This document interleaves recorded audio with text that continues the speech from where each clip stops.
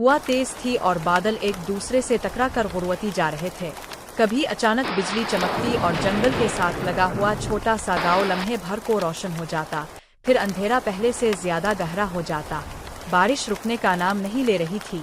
कच्चे रास्ते बहते पानी में गुम हो चुके थे। गांव के बीचों बीच मजबूत मकान खड़े थे, उनमें रहने वाले लोग दरवाजे बंद किए आराम की सांस ले रहे थे। मगर गांव के किनारे नदी के पास एक कमजोर सी झोंपड़ी खामोशी से तूफान का सामना कर रही थी। ये झोंपड़ी देवराज की थी। देवराज रोजाना शहर जाकर बोझ उठाने का काम करता था। दूसरों के लिए गोदाम बनते थे, दुकानें खड़ी होती थीं, मगर इसकी अपनी झोंपड़ी बरसों से वैसी ही थी।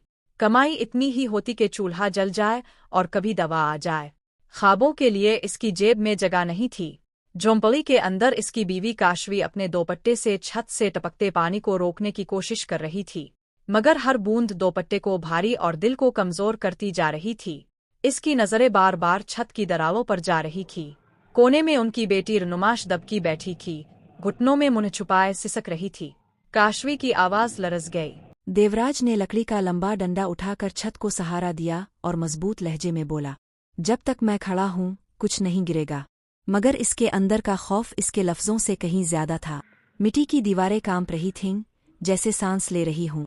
बारिश पूरी झोंपड़ी को अपनी मुट्ठी में लेना चाहती थी। छत का एक हिस्सा टूटकर नीचे आ गिरा। मिट्टी और पानी हर तरफ फैल गया।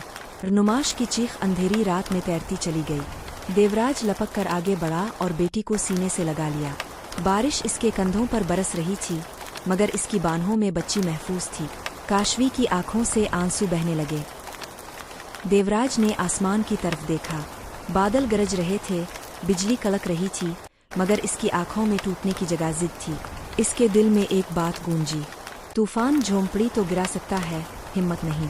वो अपने खानदान को लेकर अंधेरी बारिश में नदी पार करके पुराने पंचायत घर तक पहुंचा।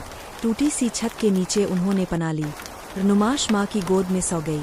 काशवी इसके गीले बाल सहलाती रही और देवराज पूरी रात जागता रहा, छत को देखते हुए, जैसे वो आसमान से आंखें मिलाकर खड़ा हो। सुबह की हल्की रोशनी ने गांव को जगाया। देवराज ने बेटी के चेहरे की तरफ देखा।